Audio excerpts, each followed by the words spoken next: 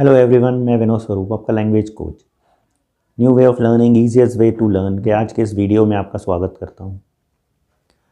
आज के इस वीडियो में हम डिस्कस करने वाले हैं पंक्चुएशन। जैसा कि आपने पहला वीडियो देख रखा है जिसमें हमने full stop and question marks को डिस्कस किया था। आज के इस वीडियो में हम डिस्कस करने वाले हैं कॉमास को। तो अगर आपने पहला वीडियो नहीं देखा है, डिस्क्रिप्शन में उसका लिंक है, आप वहाँ से देख सकते हैं और देख लें तो ज़्यादा बेहतर रहेगा। Let's start with the comma. Comma क्या होता है, उसका यूज़ कैसे होता है, कहाँ कहाँ होता है, तो ये पूरे वीडियो में हम कॉमे के बारे में ही बात करेंगे। Number 1, comma is use between 3 और more words of the same parts of speech.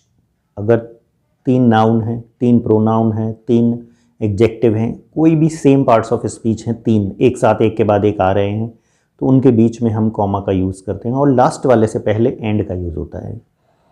जैसे आप देख सकते हैं एग्जाम्पल में, हरी, मोनू, सोनू एंड ओम।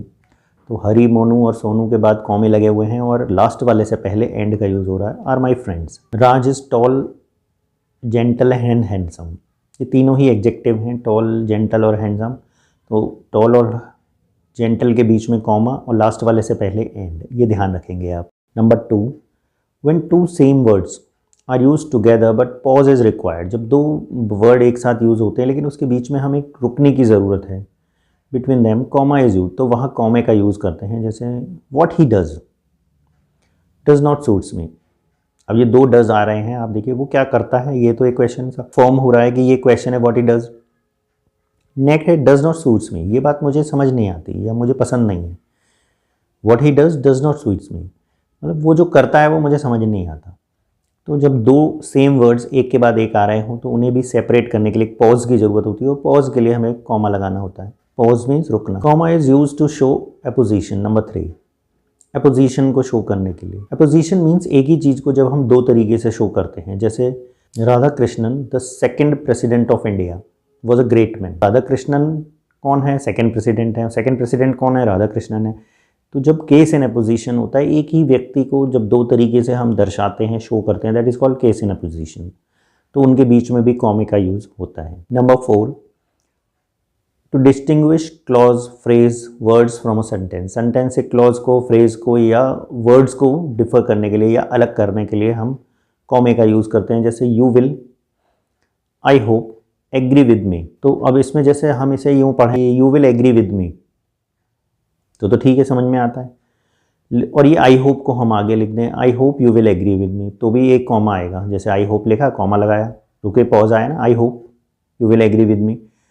लेकिन हम इसे इस तरह भी लिख सकते हैं, you will I hope agree with me. मैं उम्मीद करता हूँ कि आप मुझसे सहमत होंगे।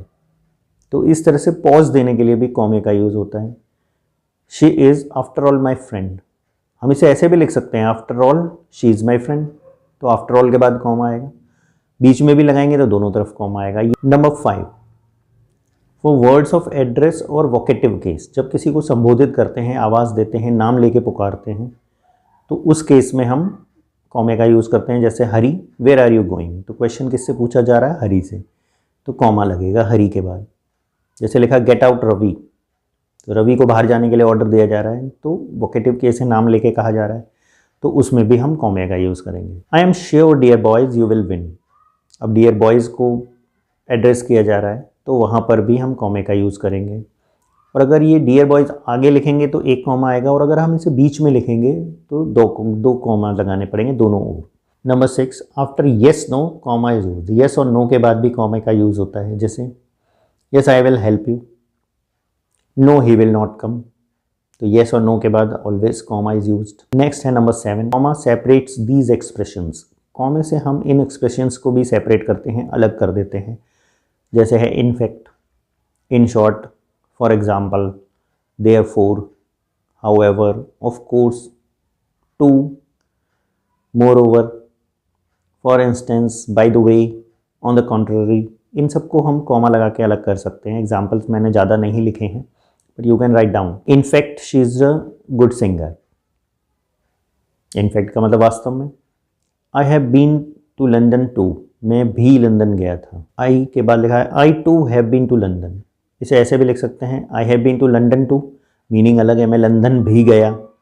और I too have been to London means मैं भी गया। यहाँ भी पर समझने की बात है कि लंदन भी गया means I have been to somewhere else, कि मैं कहीं और भी गया, सेकेंड एग्जाम्पल। और इसमें एक ये लास्ट वाला जो कह रहा है I too have been to London, मतलब someone else also went there, कि मैं तो गया ही था, मैं भी गया था और भी कोई गया था।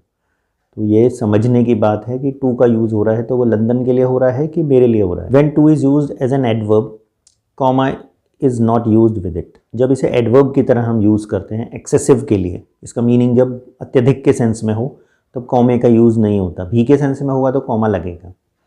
जैसे the news is too good to be true, तो यहाँ टू गुड का मतलब है एक्सेसिव गुड, बहुत ज़्यादा। तो जब टू का मीनिंग बहुत ज़्यादा है तो कॉमा यूज़ नहीं होगा, लेकिन जब टू का मीनिंग भी है तो कॉमा यूज़ होगा। ये आप ध्यान रखेंगे। Number 8, between name and post of the person comma is use. नाम और उसकी पोस्ट के बीच में कॉमे का यूज़ होता है। जैसे professor MP Singh comma MA comma PhD has join today, मतलब उनकी 2 क्वालिफिकेशंस हैं, तो उनकी पोस्ट अगर दी हो तो भी हम कॉमा लगाएंगे। उस नाम को क्वालिफिकेशंस अलग करने के लिए कॉमे का यूज़ होता है।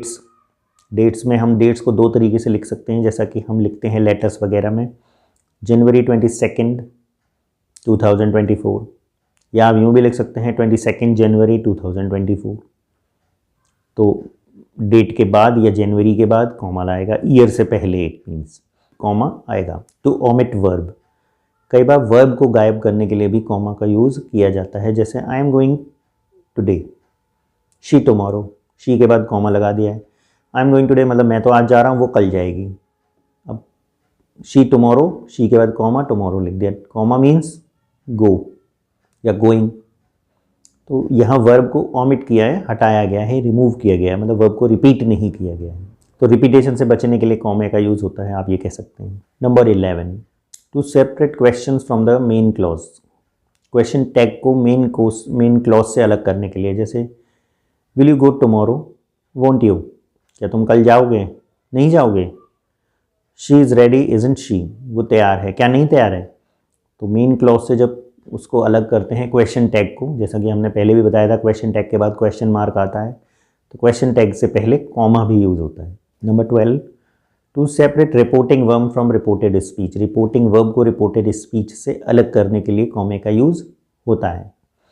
She said I am ready, उसने कहा कि मैं तैयार हूँ, तो शी सेड रिपोर्टिंग वर्ब है, तो रिपोर्टिंग वर्ब और रिपोर्टेड स्पीच क्या है, आई एम रेडी। तो रिपोर्टिंग वर्ब और रिपोर्टेड स्पीच के बीच में कॉमे का यूज़ होता है। यहाँ एक बात और समझ लें कि अगर रिपोर्टेड स्पीच पहले होती है तो कॉमे का यूज़ नहीं होता है। जैसा कि एग्जाम्पल में आप देख पा रहे हैं, अगर हम लिख दें I am ready said she, तो इसमें कॉमे का यूज़ नहीं होगा। Number 13, after the salutation and the word of leave taking in letter, letter में जब लीव टेकिंग होती है या सैल्यूटेशन होता है तो उसके बाद कॉमे का यूज़ होता है। जैसे लिख दिया डियर राज, ये सैल्यूटेशंस हैं इस साइड, डियर राज, डियर मदर, डियर अनीता, किसी का नाम लिखते हैं डियर सर, तो इनके बाद कॉमे का यूज़ होता है।